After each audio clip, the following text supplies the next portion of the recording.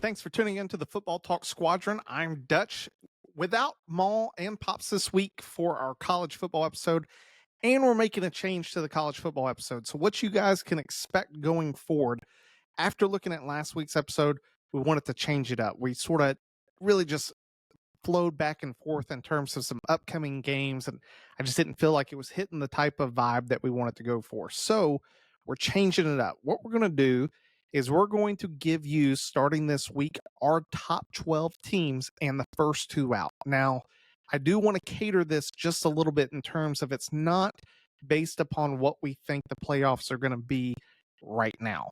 The reason I say that is you're not going to hear us talk about Boise State and Memphis right now because we don't think that they're one of the top 14 teams in the country right now.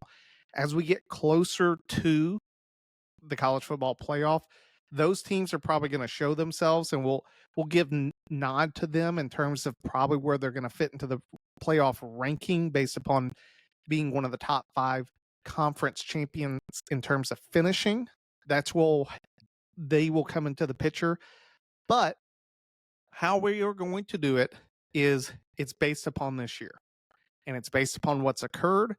And really, if you want to think about our 1 through 14 is the number 1 team we think can beat everyone. The number 2 team we don't think can beat the number 1 team, but can beat everyone beneath them, and then so on. That's how I did my rankings this first week. I also have Maul's rankings, so we'll be able to give a little bit more insight. A lot of his mirror some of mine, and we can get into that as we go through. But I did sort of want to go through that. We'll go through the teams, what sort of lies ahead, what's the big upcoming challenges for them. But I thought that would be better suited in terms of what we're trying to accomplish for the college football episode, and just give a little bit more clarity as the season goes on. It's always a little bit more difficult to really rank these teams after the first 2 weeks of the season, but we get more and more clarity each week, and it will help us break it down. So with that, the initial rankings for myself. First 2 teams out. At 14, I have Utah, and at 13, I have Oklahoma State. Maul actually mirrored mine. He's got 14 Utah and 13 Oklahoma State. The great thing is for both of these teams, they play one another this week. So one of the big games that happens, Utah is going to Oklahoma State, and then that will give a little bit of more clarity in terms of who that champion is. The reason I have Oklahoma State higher than Utah right now, one's the injury to Cam Rising. We'll see how that plays out this week, if he's going to be able to go, what his status looks like. And then you take a look at Utah. They open up with Southern Utah. They play Baylor. They play Utah. They weren't dominant in any of those games, or they played Utah State, excuse me. They weren't the Utah that we sort of envisioned going into this season. A team that was really, sort of Tennessee teams, really putting it on them, showing we're the best team in this conference. Haven't seen that out of Utah. Oklahoma State, have they had their struggles? Yes. They come out, they handle business against South Dakota State. They have to go to 2 overtimes against Arkansas, who at first, you look after week 1, you go, oh man, Arkansas is good. After the past 2 weeks, you go, maybe Arkansas isn't the best. They still get the W. Then they play Tulsa. So this is a really good matchup for both of these teams to sort of understand what does this look like going forward. After this game, it's funny, me and Maul, pretty similar. Maul's got him at 11th. I've got him at 12th. For my first team into my actual top 12 is Kansas State. Maul's got him at 11. You take a look, Oklahoma State, after playing Utah, they have to go to Kansas State next week. So yet again, we get more information in terms of how the Big 12 is going to play out a little bit earlier. The only other team ranked in the Big 12 right now is Iowa State. Now, Oklahoma State does not play Iowa State for the rest of the year, but Kansas State does. Kansas State ends up playing them the last game of the season, and then Utah actually plays them the second last game on their schedule. So we will get to see Utah and Kansas State eventually play Iowa State, who's the 20th ranked team right now in the AP poll, but that's how we'll get to play out going forward. For Kansas State, you sit back and you look at them at 12. They play University of Tennessee, I think it was Monroe or something, Tulane, and then they have a good win against Arizona, 31-7. Arizona was one of those teams that going into that game had put up some good points against some lesser caliber teams, but put up a fair amount of points. But they'd also let those teams, Montana State and Northern Arizona, score 30 points against them. It was one of those ones that you were sort of like, hey, I think Arizona has a good offense. Don't know about their defense. They go out play Kansas State. Offense really gets shut down, held to 7 points. Kansas State looks really good. That's why Kansas State is, for me, at number 12. Now, me and Maul flipped from our number 11 and number 12. I got Oregon at number 11. Maul's got him at 12. For me, Oregon, let's just talk about it. All of us had Oregon going to the national championship. I think Maul had them winning the national championship over Georgia. Where do I stand on Oregon? Why are they 11? What do I think happens from here? You take a look at the first 2 weeks. Play Idaho. They win 24-14. It was a close game. Like, if you were an Oregon fan, I don't think that you ever felt comfortable in that game until, the final gun sounded. Boise, same thing. Boise's at least a little bit better of a program. Boise State's been there since Oklahoma. They are projected by some. I know I had them in my initial college football bracket at the beginning of the season, being that 5th highest rated conference champion and ending up at the number 12 seed. They pull out a close one against Boise State, 37-24, and then they get a good, test. I know that Oregon State isn't ranked, but anytime you play a rival, especially at that opponent's stadium, it changes the game. They end up going in there and really being dominant, winning 49-14. I got to watch the game, just on TV, but it was one of the games I actually tuned into for the whole time. Dylan Gabriel looked amazing. I think he started that game like 20 for 20. I think he finished only having 4 incompletions, and a couple of those were drops. The defense looked good. They have 2 really good defensive tackles that they're sort of a brick wall. They don't move backwards, and most of the time they are beating their guy man on man. For Oregon, where I look for them to improve, I need to see more of the dominance that we were hoping to see from Oregon in the following weeks. They have, one old Pac-12 matchup, and then they get into some Big Ten play. They go to UCLA next. Then they get a home warm-up game against Michigan State at night in Oregon before hosting Ohio State. I sit back and look at Oregon. They have every reason to be successful. You look at the rest of Oregon's schedule. If they can get through Ohio State, they go to Purdue, versus Illinois, at Michigan, versus Maryland, at Wisconsin, versus Washington. Ohio State's the only team sitting there that really, I think, is the major hurdle in preventing them from going undefeated in Big Ten and just during the regular season play. I just need to see more consistency out of Oregon. They have a very talented offense. Dan Lanning knows how to coach a defense. Their defensive ends are not as dominant as I would like to see in, guys were of yesteryear, but they have a talented roster. It's just a matter of them not looking like the first 2 weeks, riding that momentum up, playing better each and every week, especially going into October the 12th against Ohio State. That's why Oregon right now is ranked 11th for me. I need to see more out of Oregon before they get higher on my list. Coming in at number 10 for me, Penn State. I got Penn State at 10. Maul's got them at 9.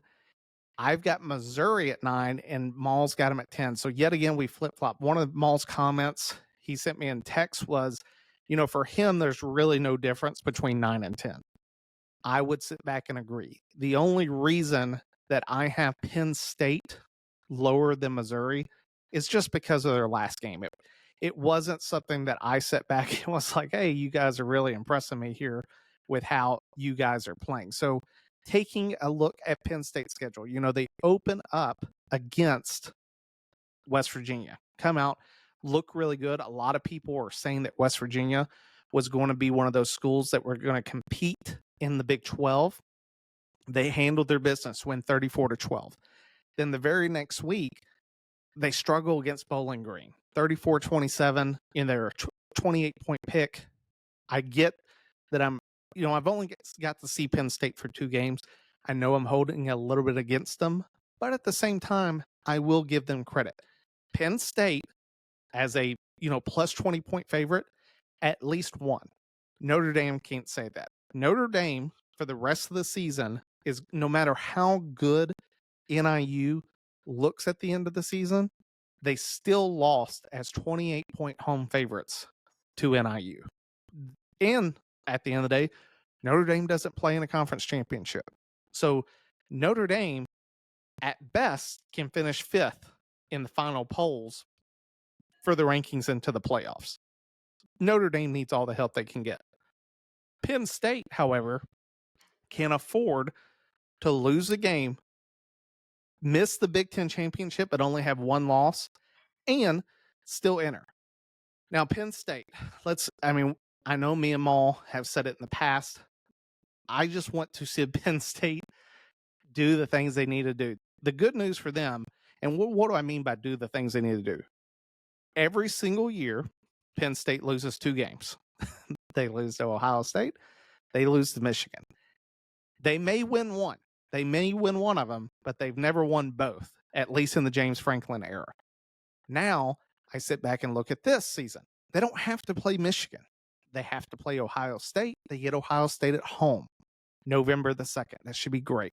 However, where's the hurdles for Penn State? This week they get another warm-up game. You get Kent State, who just got 71 points dropped on them by Tennessee.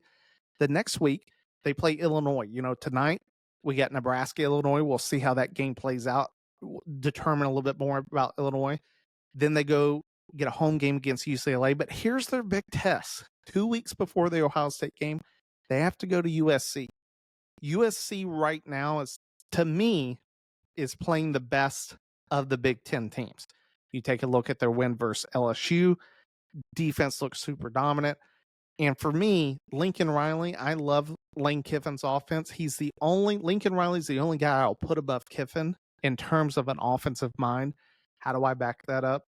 3 Heisman Trophy winners. Kyler Murray, Baker Mayfield, Caleb Williams. He knows how to coach a quarterback. And he puts a quarterback into a great position with play calling to be successful. You saw it throughout that LSU game. Looked fantastic. And it's the first time that USC's had a defense, or really Lincoln Riley's had a defense. So taking a look at that, that's Penn State's biggest hurdle. I just sort of like what I talked about with Oregon is what I need to see out of Penn State. They looked amazing against West Virginia. Both me and Maul said, hey, this may be Penn State's year. I didn't see it against Bowling Green. I need to see consistency out of Penn State for me to trust them more, to rank them higher on my list. Now, the number 19 was Missouri. So let's just get into Missouri. Let's talk about last year. Now, last year's not affecting in terms of how I'm ranking Mizzou this year, but Missouri really just couldn't beat Georgia. That was their major hangup. They did have some other losses, but in terms of where they were at, you sit back and you go, I didn't get to see Missouri play Bama. I didn't get to see them play some other bigger teams to really, weigh where Missouri is. You look at their schedule so far this year, it's the exact same. Do they go out and handle their business very well against Murray State and Buffalo? 100%. It's 51-0, 38-0. Following week, play Boston College at home. They win 27-21. Close game. Now, the Boston College quarterback's fantastic. Kid has wheels. If you didn't watch him just absolutely annihilate Florida State for that entire game, Florida State had no answers for that Boston College quarterback. you have to give props to Boston College. They came in ranked as the 24th team. Boston College did when they went into Missouri.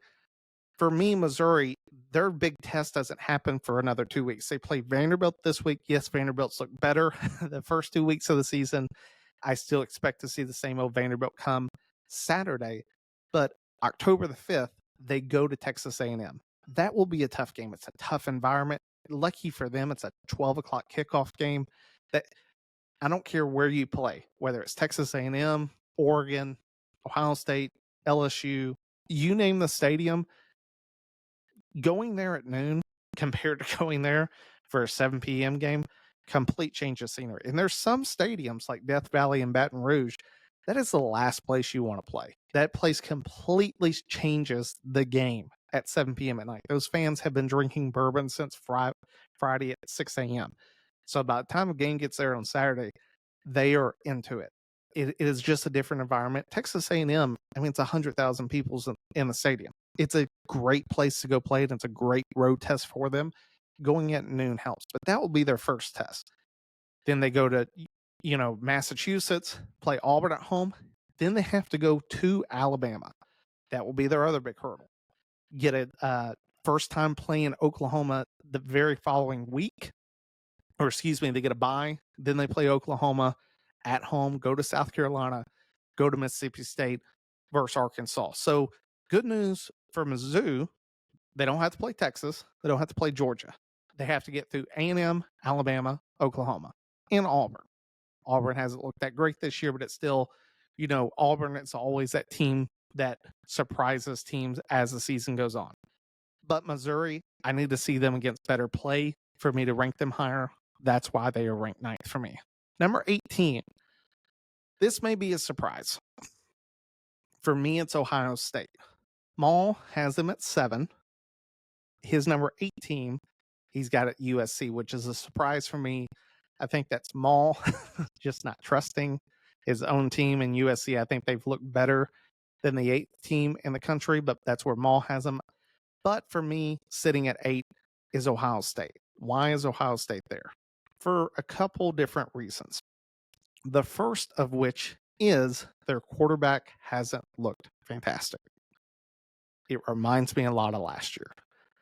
And honestly, when you sit back and you think about what's been the difference between the past 2 years and the years prior, when you go CJ Stroud, you go even farther back in terms of Terrell Pryor and other guys that you've had play, I know Ohio State fans are probably kicking the computer watching it. Yes, they beat Akron 52-6. They beat Western Michigan 56-0. Those are not good opponents. Like, that's not a test. And who did they play this week? They played Marshall. And then they go to Michigan State. Then they play Iowa, who's never had an offense. Then they get 3 straight hard weeks. They go to Oregon, first Nebraska at home, go to Penn State. That's Ohio State's schedule, is those 3 games. That's it. Where the difference has been for Ohio State in terms of why they're not ranked as high, did they have an amazing wide receiver in Jeremiah Smith through the first few weeks of the college football season? Absolutely. You take a look at the past decade, Ohio State has consistently produced wide receivers. However, from a quarterback perspective, the difference in the past 2 years, their quarterback hasn't been a running threat. That changes any college offense. I don't care who you are. You sit back, look at Alabama. Is Jalen Milroe the best passer in the world? No. No one would sit back and argue that Jalen Milroe has elite arm talent in comparison to like Caleb Williams or CJ Stroud or other even, Bryce Young, in terms of just pinpoint accuracy, the guy that when the game on the line, this is the guy who I just want to throw the football. That's not Jalen Milroe. What's the advantage to Milroe? The dude is an absolute freak in terms of speed. He's an amazing runner, and it challenges defense. Ohio State doesn't have that at quarterback this year. They didn't have it last year. That is why I'm low on Ohio State, because I think against better defenses, they are going to sit back and rush the quarterback. They know he's not capable of being a huge threat. Can he still run 100%? Still pick up a first and, 10 yards here and there, but he's not the guy that's going to break it for 60 yards. That's not who he is. So that's why Ohio State's ranked a little bit lower. And until I see them play a better offensive team, I really don't know who you have in Ohio State's defense. On paper, they look amazing. However, they haven't been tested yet. That's why they are ranked at 8th for me. Number 7, I just got finished talking about them, Alabama. I sit back, I look at Milroe, where he's at. Don't get me wrong. The dude looked amazing against Wisconsin. Throws the deep ball exceptionally well. That is, anytime you're able to hit those big shots, your offense is going to look great. However, what I like to talk about is that if you take away the deep, long scoring touchdown plays, is the team capable of having a methodical drive down the field using intermediate passing and runs to take a 10 to 14 play drive consistently and score? That's not Alabama under Milroe. They haven't been that this year so far. They haven't been that last year. That to me is the difference. Against better players on the defense, they're going to be able to keep the top of the defense from being taken off by Milroe, and it forces you to convert underneath. Were they able to do it against Georgia last year in the SEC championship? Yes. Were they able to do it the following game against Michigan? No. That's the difference. That's the difference. And until I can see an Alabama offense that's able to put together, 10 plus play drives to score, they're going to be lower on the list. Now, Alabama has the best test of all these teams next on the schedule. Not this week, but next week at home, under the lights, 7 p.m., just what I talked about, all the different factors that you could want to play a home game. Who do they get? Georgia. The only team to beat Georgia the past 3 seasons, Alabama. It's the game. It is the game. It really is going to shape head coach Kalen DeBoer's future in terms of just, especially this season. I'm not saying long term, but for this season, if he can beat Kirby Smart at home, if he can beat Georgia, the number 2 team in the nation right now in the AP poll, if he can cement that, looking ahead on Alabama's schedule, do they have some hard games? Absolutely. Still have to play Mizzou. They still have to play Oklahoma. They still have to play Tennessee. And they still have to play LSU and Auburn. And I get, like I said, Auburn's not a great team this year, but they always have demons that come out in the Iron Bowl. I've lived that life too long to say anything else.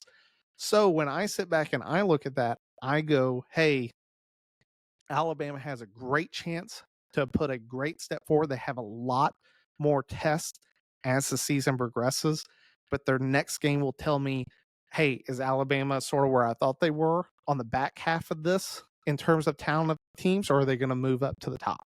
That's where I'm looking for Alabama. Number 6 team. Now, Maul said this about his, 5, 6, 7, 8.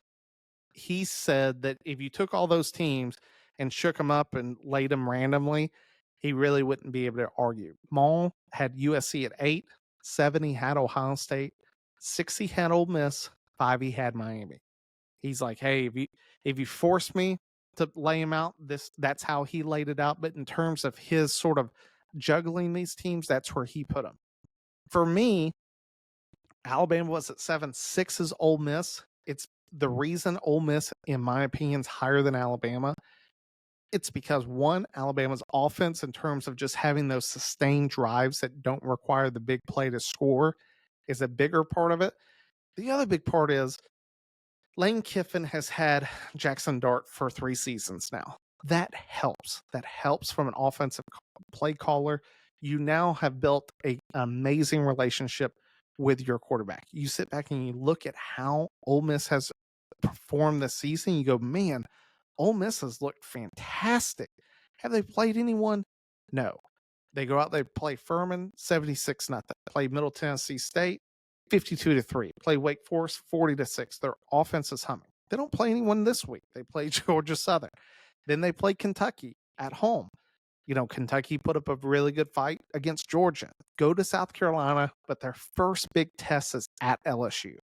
Going into LSU, especially if it's that dreaded 7 p.m. game, will test Ole Miss. That will be a season-defining moment, and it was last year for them. Last year, Jaden Daniels goes to Ole Miss, and Ole Miss is able to pull off the shocker and beat the Heisman Trophy winner from last season at Ole Miss. It will be a completely different environment. I get LSU hasn't looked amazing this year, especially on the offensive side as compared to last year, but from that standpoint, it's a huge test for Ole Miss. Then they play Oklahoma at Arkansas, but then November 9th, they get Georgia at home. That will determine if they are able to get to that game, whether or not Ole Miss goes to the SEC championship. If they can beat Georgia, I would argue that at that point they either have one loss, but most likely they're undefeated. Book it for Ole Miss to go to the SEC championship and securing a playoff slot. That's where Ole Miss is at. But we really won't know who Ole Miss is until they travel to LSU. I get they have to go to South Carolina. South Carolina proved to be a hiccup for LSU last week. LSU was able to overcome it and get the W, but we really won't know who Ole Miss is in terms of both offensive and defensive schemes until they play LSU. Then, for me, at number 5, I've got Tennessee. Now, Tennessee has been very dominant. Maul's got them at 4. I sit back and I look at Tennessee. Freshman quarterback has played lights out. Josh Heupel and that defense have looked really good. Really good. Heupel is an offensive guy. He knows how to score points, but the defense has played very, very well this season. This is a huge test for, I get he's not a true freshman quarterback, but it's really his first playing season outside of last year's bowl game as a starter. It's now going to Oklahoma at night against a good opponent, playing in their stadium at night. Yet again, I'm saying that I'm going to keep saying that just because it changes the dynamic of the game. This will be a huge test for Tennessee. How does the kid play? How does the whole team play on the road in a hostile environment? If Tennessee goes out there and absolutely thumps Oklahoma, they will put everyone on notice. However, if they struggle or lose to Oklahoma, it's going to put Tennessee on the back burner. You sit back and you look at Tennessee. Tennessee's still, they're sort of like Bama and Georgia. They have hard schedules going forward. They sit back at Oklahoma, at Arkansas versus Florida, not too big of tests, but then they have to play Bama at home versus Kentucky versus Mississippi State. So another 2 warm-up games at Georgia. So left in the schedule at Oklahoma versus Alabama at home, at Georgia. 3 huge games for Tennessee. They need to get over the first of those 3 hurdles this Saturday to really prove that, hey, they belong. I think they do. That's why they're ranked number 5, and Oklahoma's not even in my poll. I really think they beat Oklahoma by double digits, but we'll see. That's just where I stand on Tennessee right now. Number 4 team for me is USC. Maul's got him at 8. I've got him at 4. He's got Tennessee at 4. The reason USC is 4 for me is Lincoln Riley. The guy knows how to coach a quarterback. He knows how to put plays in. You sit back and you watch some of the plays that they execute against LSU, and it was just great for a young quarterback. It's his first season outside, sort of like Tennessee, outside of a bowl game. It's her first time as a starter. Looked fantastic, and he threw the ball exceptionally well. Did he have some receivers make some incredible one-handed catches? 100%. But from the standpoint of his production as USC's quarterback, looked amazing.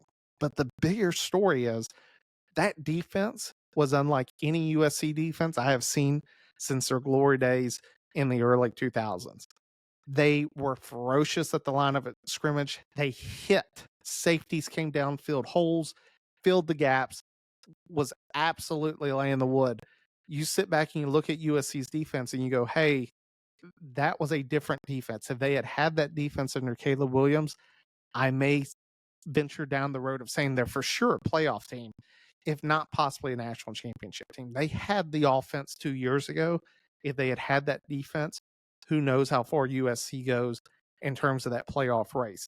They would have had to play Georgia. It would have been a great test, but having a defense like that helps. Now, USC has a great test this week. I understand that Michigan isn't the best team in the world. They are not the national championship team from last year. No one's trying to say that.